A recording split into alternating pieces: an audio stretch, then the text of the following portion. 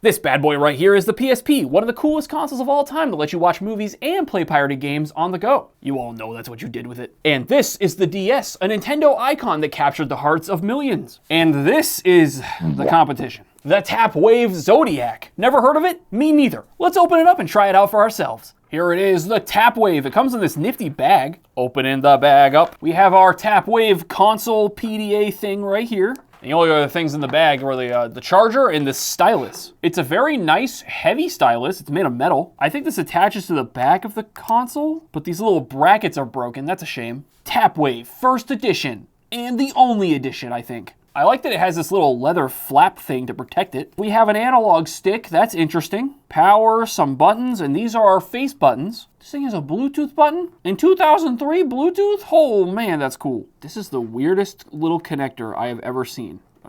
There it goes. Oh, it's all factory reset and stuff. The following screens will walk you through some initial setup for your handheld. To continue, remove the stylus from the back. We already did that. Please tap the following series of targets. Ooh, this sounds fun. Bam, it's just like the DS calibration. Date, 1104. Yep, close enough.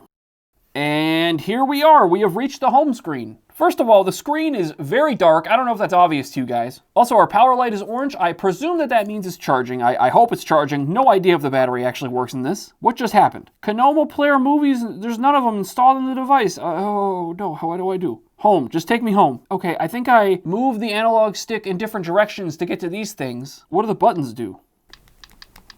They make the device click. I don't see any like volume buttons on this. Oh, I just noticed though, I think there's buttons on the top of the console. They click in, we have shoulder buttons. Interesting. Oh, also underneath the flap, we have some things here. SD card on the left and a second SD card reader on the right. Why do you need two of them? I don't know. Where do I select the brightness of the screen? General? Brightness. Oh yeah, cranking that baby to max. That is not bright at all. That's okay, it's good enough. What is this? A little menu pops in and out if I hit this button down here. Oh, I can make it landscape. No, please don't. Or portrait, wait, whatever. Go back, please. There we go, I got it back eventually. Oh, here's how I can control the volume. Oh, and there's also a brightness toggle in here. Okay, that's kind of nice. That is a sound of all time. Oh, wait, hold on. There's more things in this settings menu I found myself in. Stay on in cradle. Beam receive. Yeah, sure. Anyway, what is this? Unfiled? I don't know what that means. This is PDA stuff. I want to play games. I don't care about customizing the menu. Take me to the games. Solitaire? The only game I get by default is Solitaire? I will say, you know, I'm trying to play the Solitaire here, and as you can see as I move the 10 around, the touchscreen is really weird. Like, it kind of glitches around a lot, and it doesn't quite always go where I'm actually touching on the screen. Like, over here, the 10 is to the right of the tip of the pen thing. Over here, it's way to the left. So something is clearly out of sync. That's just really lame that there's only Solitaire. Well, that's okay. That's why we picked up this game for the console.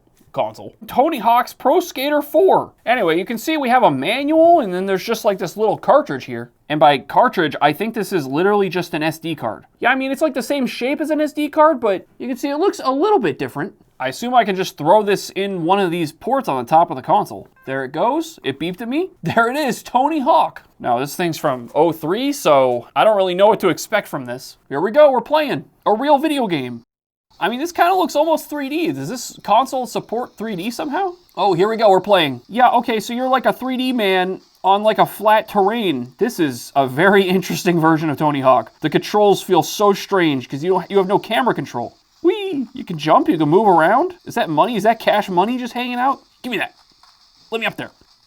Oh, man. I'm good at video games. I will say, I am impressed this thing can do 3D gaming at all. I half expected it to play like NES games, to be honest. Exit Tony Hawk. This is such a strange screen. I feel like there's gotta be a Tapwave community out there making like things you can do with SD cards to throw on here. I'm gonna go ahead and just see what I can throw on this console. 3 days later. All right, one weekend and a mild cold later, I have this SD card here with some hacks for this thing. The hacks involved me making sure it was formatted in FAT16 of all things, throwing like 3 files on here, and now when I slap this in the console. Bam, it looks mostly the same, but we have more games and stuff. The first thing you gotta do, you gotta hit this little pop access thing. This, I think, gets around some of the security things. It's essentially the jailbreak. And now I hit the SD card thing here, and let's just try Doom. This touchscreen is just, it's not ideal. There we go, I think I launched it. Yeah, it's doing the joke. It has to run the Doom.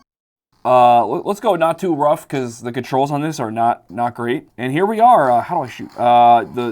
The left button. The aiming, oh man, it's not good. I don't know, we just calibrated the analog stick during the setup process, right? But it's already pretty bad. Basically, you have to choose if you want to turn or move forward. The diagonals, they don't work the way you think they would. In fact, they don't work at all. It's Doom. How can it be this hard to control? You can strafe with the shoulder buttons, though. This is just not an ideal way to play Doom. But it does technically work. It is running. The shoulder buttons, I'm getting like pieces of the shoulder button on my finger, but they kind of work. It's just that the rubber on them is clearly just literally disintegrating in my hands. All right, that's enough. Let's check out what other games I have on here. I think this is supposed to be Pac-Man. I don't know what I installed, to be honest. Email your key ID to this for 3D Pac-Man. I don't know what that means. License not valid. Okay. All right, never mind. Now this one's pretty impressive. This is Tomb Raider 2. I don't know if this is an official thing or not. I kind of just found this on the interwebs. This looks pretty unofficial to me. I don't know what this flashing is. We're just gonna hit buttons until something happens. There we go. Nope, that went home. Oh my gosh. There is not a universal control scheme set up for this console, so you kind of have to hit buttons randomly until it does what you want it to do. There we go. I had to hit the blue button to start the game. Sure, we'll just load into this level. Honestly, you'll see in a second, but this game I think is kind of impressive. Oh gosh, you guys can't see that at all. It's so dark. There we go, you can kind of see that. This is full 3D Tomb Raider like you would see on the PlayStation 1, and it's not like, 30 FPS or whatever, but it's running. It's not too bad. It's playable. Sounds pretty good too. This is honestly like better than what I thought the tap wave would be capable of doing. What is experimental though? I should try this. Looks mostly the same to me, I think. We got a tiger down there. Pew, pew, pew. All right, going back to our menu here, I also have some emulators installed because of course there are emulators for this thing. Now, as you can see, they do not look very fancy. It does look like emulation on a PDA, but we'll just start with NES here and see how this goes. I think for this one, I have to hit this. Is it going? The entire console is frozen. Oh my gosh. I can't even shut it off. Oh yeah, by the way, this is what that SD card, quote unquote, in that first slot looked like. It's kind of falling apart on me. I don't know if it's supposed to do that. Oh yeah, that falls out sometimes. You can see the glue on this SD card looking thing has just deteriorated. I tried plugging this into my PC, but then it broke in half like this and I couldn't get it. It was a whole thing. The PC did not read it. It's clearly not an SD card. It's just in the same shape as one. What's weird is if I hold the power button for a long time, it doesn't do anything either. Like, as far as I'm aware, there's not really a good way to just shut down the console. Turn off. All right, I'm just gonna take out the SD card and see what happens.